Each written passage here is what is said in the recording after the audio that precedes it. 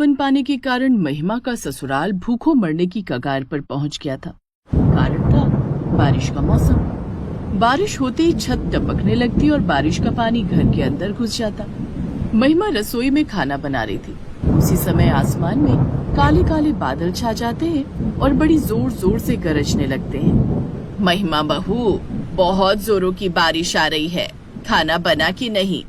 माँ जी, अभी तो सब्जी बन रही है, मैंने आटा लगा दिया है, सब्जी बनते ही गर्मा गर्म रोटियां सेक दूंगी। कहीं उससे पहले बारिश ना आ जाए।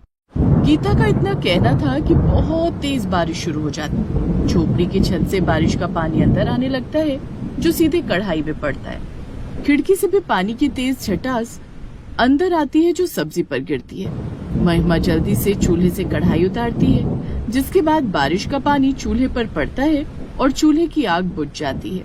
भाग्यवान, बारिश हो रही है।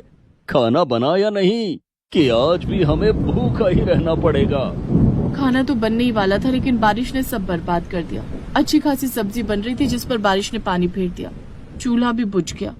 बारिश के मौसम में अमीर लोग पकौड़ों के साथ चाय का मजा लेते हैं और हम गरीबों को कई दिनों तक भूखा रहना पड़ता है।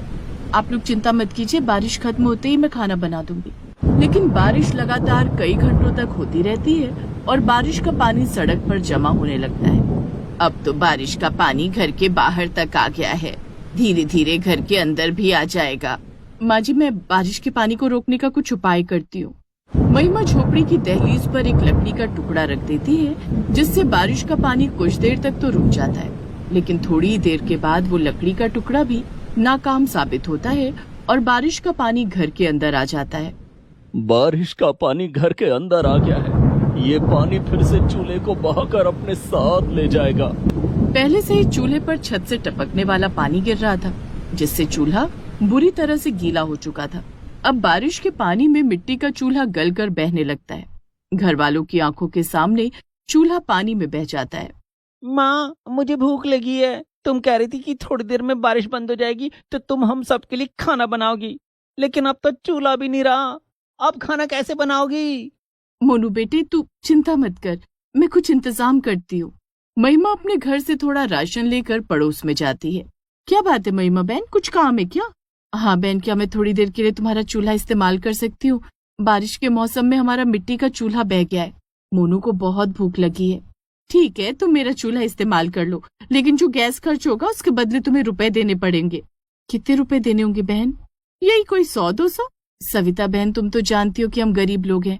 100-200 तुम्हें दे सकते तो बाहर से खाना खरीद कर ना ले आते। तुम मुझसे 50 रुपए ले लेना।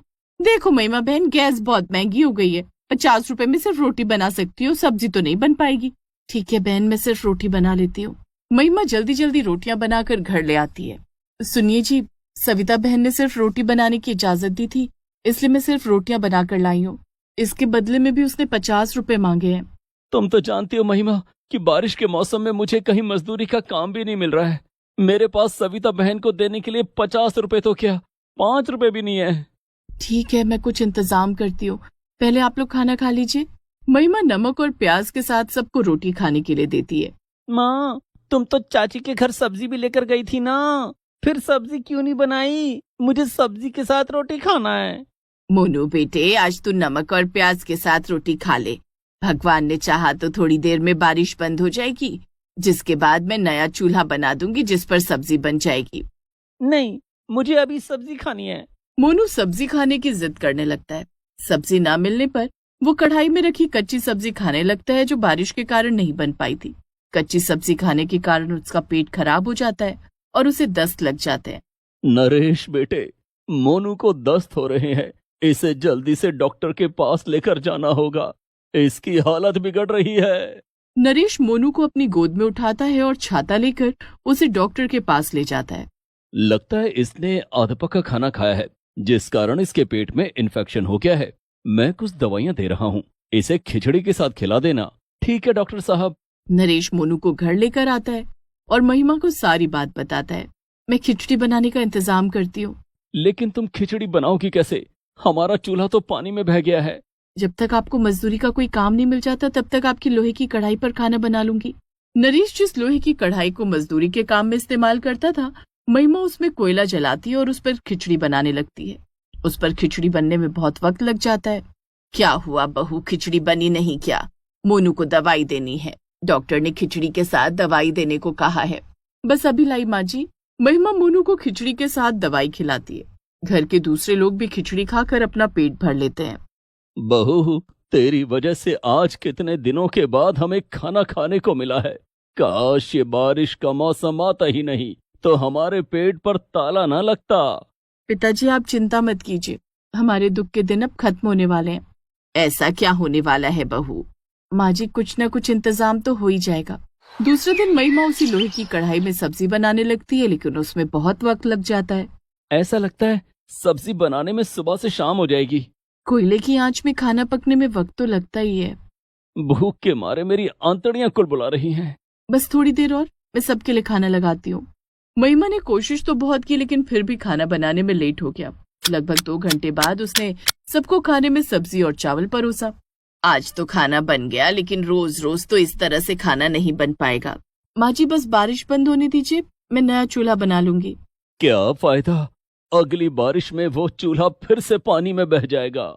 नहीं पिताजी, इस बार चूल्हा पानी में नहीं बहेगा। अगले दिन बादलों की मेहरबानी होती है और बारिश छूट जाती है। महिमा जंगल जाकर कुछ लकड़ियां लाती है और अपनी झोपड़ी की छत की मरम्मत करती है, जिससे छत से पानी टपकना बंद हो जाता है। उसके बाद वो पूरे गांव में घूम घूम कर कबाड़ की तलाश करती है। एक जगह उसे कबाड़ दिख जाता है जहां कुछ बेकार टिन पड़े हुए थे। ये बेकार पड़े टिन मेरे काम आएंगे। वो कबाड़ में से टिन को उठाकर घर ले आती है और उससे एक चूल्हा तैयार करती है, जिसके ऊपर वो मिट्टी का लेप लगा देती है। माँ जी हमारा नया चूल्हा तैयार है। ये बारिश के पानी में नहीं बहेगा, क्योंकि इसे मैंने टिन से बनाया है। बहू तूने तो छत की मरम्मत भी कर दी है, अब शायद बारिश के मौसम में छत से पानी नहीं टपकेगा। महिमा अब टीन के चूल्हे पर खाना बनाने लगती है। बारिश बंद होने के बाद नरेश को भी मजदूरी का काम मिलने लग जाता है। सुनिए जी, सविता बहन के 50 रुपए लौटाने हैं। हाँ महिमा, मैं आज पैसे लाया हूँ, ये लो 50 रुपए, सविता बहन को वापस कर देना। महिमा सविता को उसके पैसे लौटाने जाती है तो देखती है कि सविता की नौकरानी दाल की बरियां बनाकर धूप में सुखा रही थी। सविता बहन ये लो तुम्हारे पैसे। और ये क्या तुम बड़ियां बना रही हो?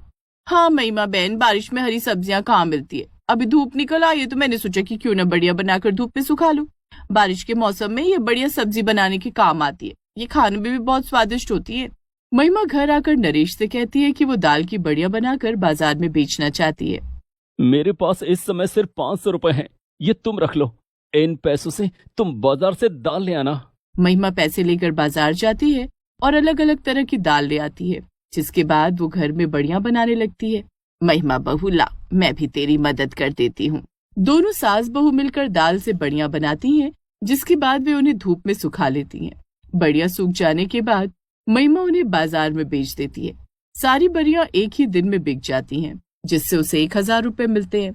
सुनिए जी, आज मैंने 1000 रुपए कमाए हैं। मैं सोच रही थी कि जब तक धूप निकल रही है तब तक और बढ़िया बनाकर सुखा लूं।